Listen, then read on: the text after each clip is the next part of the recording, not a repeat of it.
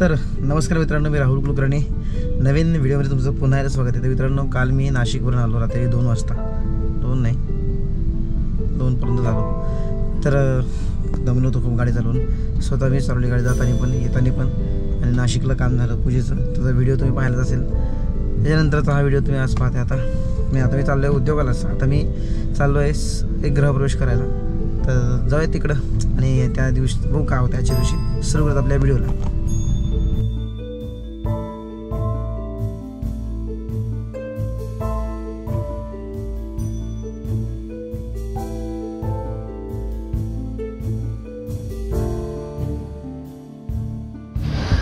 तर मित्रांनो नमस्ते।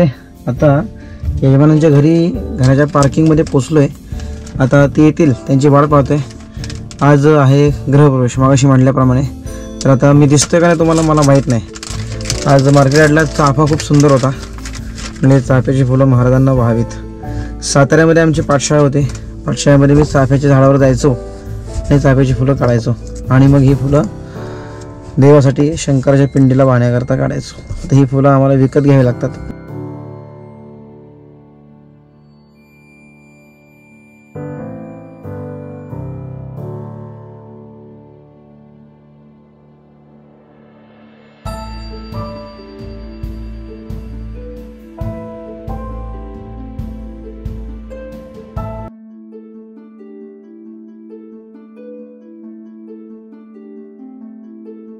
महागणपते नमः। प्रार्थनां समर्पयामि। नमस्करोमि।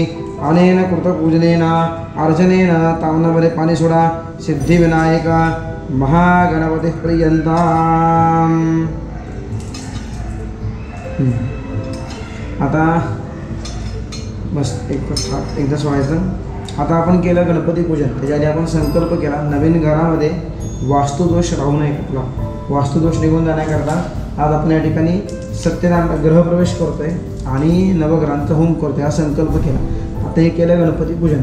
आता आपल्याला करायचं कलश पूजन। आपल्या घरामध्ये चांगल्या गोष्टी याव्यात, मांगल्य यावं म्हणून आपण करतो कलश पूजन। दोन्ही हात लावायचे कलशाला, कलशाच तुम्ही घ्या, पाचशे बोलून घ्यायचा, असं व्हायचं जास्ती घ्यायचं, म्हणजे 500 बोलून जास्ती घ्यायचं।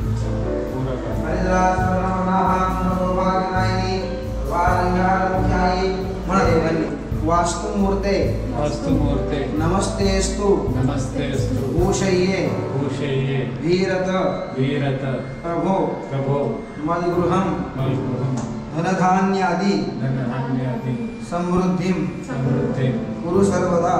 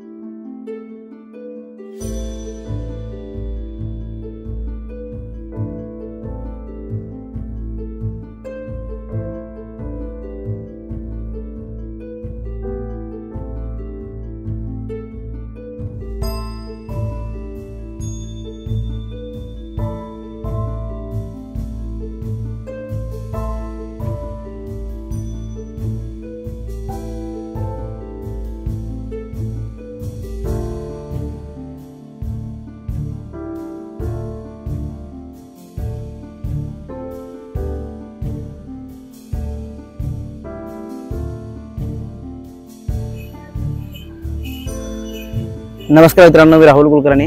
मित्रांनो, आता मी आलो आहे कानिपनाथ मंदिरात। कानिपनाथ हे मंदिर जे आहे हे खूप जुनं आणि प्राचीन ठिकाण आहे। या ठिकाणी मी भरपूर आधीपासून येते, जवळजवळ 5 वर्ष झाली येते। तर आज योग आला व्हिडिओ काढण्याचा, तर आज मी उद्योग सकाळी केला एक गृहप्रवेश, तर तुम्ही पाहिली आता पूजा, आणि त्यानंतर मी डायरेक्टली आता ह्या ठिकाणी आलो आहे। तर हे मंदिर खूप प्राचीन आहे। आम्ही नेहमी ट्रेक करून या ठिकाणी येतो। आज म्हटलं गाडीने यावं, आणि गाडीने आलो आहे। आणि मंदिराचा वरचा भाग जो वरून दिसणारं मंदिर आहे आणि अवतीभोवती बाहेरून दिसणारं मंदिर आहे, ते मंदिर मला खूप दिवसापासून पाहायचं होतं। ते पाहण्याकरताच मी आज आलो। आणि आज या ठिकाणी आमचे एक मित्र आहेत, त्यांचा जेवणाचा कार्यक्रम होता, त्यानिमित्त मग मी पण म्हटलं की चला, तो कार्यक्रम होता आणि त्यानिमित्त आम्ही मग सगळाच योग जुळून आला आणि असं वातावरण पावसाचं आणि त्यात हे मंदिर निसर्गातलं मंदिर सगळ्यात. कानिप नाथांपैकी एक नाथांचं मंदिर जे आहे ते बद्रीनाथला जाताना त्या ठिकाणी एक आहे. हे इथं ह्या ठिकाणी आहे. कानिप नाथांचा इतिहास आहे. श्री समर्थ रामदास स्वामींना एक दिशा यंत्र दिलेले आहे त्यांनी, ते अजूनही सज्जनगडावर आहे. तर कानिप नाथांबद्दल भरपूर अशा सर्व गोष्टी प्रचलित आहेत, सगळ्यांना माहिती आहे. त्याबद्दल मी काय वेगळं सांगणार नाही. फक्त मंदिराचा परिसर आणि मंदिर आणि हा निसर्ग हे तुम्हाला दाखवणार आहे. बाकी बघूयात काय होतं आजच्या व्हिडिओमध्ये. सकाळपासून सुरुवात झाली आहे व्हिडिओला, परंतु तरी पण बघूयात काय होतंय.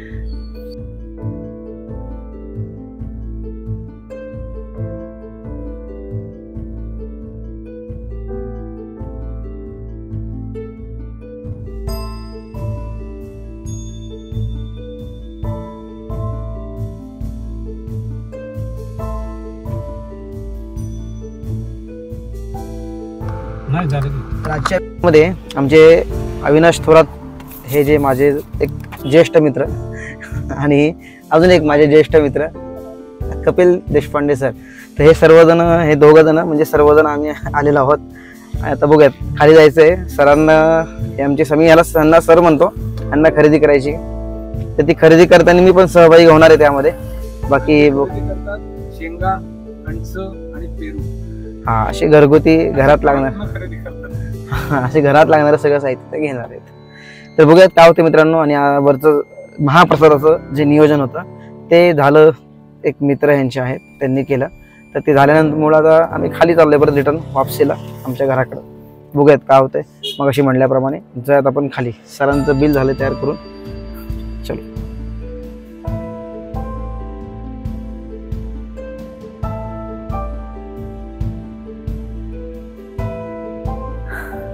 तर मित्रांनो आता या ठिकाणी आमचे देशपांडे काका शेंगा घेतात आणि माझ्या पाठीमागे बघते तुम्ही संपूर्ण शेती आहे. आणि असं ठिकाणी शेती बघण्याकरता मी खास करून या ठिकाणी येतो. या ठिकाणी येता येता वाटेत आम्ही बऱ्याच ठिकाणी भाज्या, शेंगा अशा गोष्टी घेत असतो. आणि वाटेमध्ये येताना ते पाहायला मिळतो नजारा आणि अशा गोष्टी घ्यायला पण मिळतात. आता जाताना वाटेत नाही, हे सगळी माणसं चालले तिकडे इकडे ते माझ्याकडे पाहतात, हसतायत. तर अजून आपल्याला पुढे जायचं, पुढं काहीतरी घ्यायचं. ते काय सीन आहे, तुम्हाला पण यायला नक्की आवडेल. हे ठिकाण जे आहे ते तुम्हाला सांगतो. कात्रजपासून तुम्ही बोपदेव घाटावरनं वरनं असा आला की अंदाजे अर्ध्या तासामध्ये तुम्ही कानिपनाथच्या इथे येऊ शकता. आणि इथून तुम्हाला ट्रेक करायची गरज नाही, डायरेक्ट गाडी तुमची मंदिरापाशी जाते आणि मंदिरापाशी गाडी जाऊन तुम्ही लगेच चालत जाऊ शकता. ट्रेक करत असेल तुम्हाला पलीकडनं यावं लागतं, भेकराई नगर, हाडपसर तिकडला भाग. कात्रजच्या इकडनं बोपदेव घाटातनं आला तुम्हाला इथे ट्रेक करायची काही गरज नाही. बाकी मस्त मजा येते या वातावरणात. पाऊस आला तर अजून मस्त वाटणार.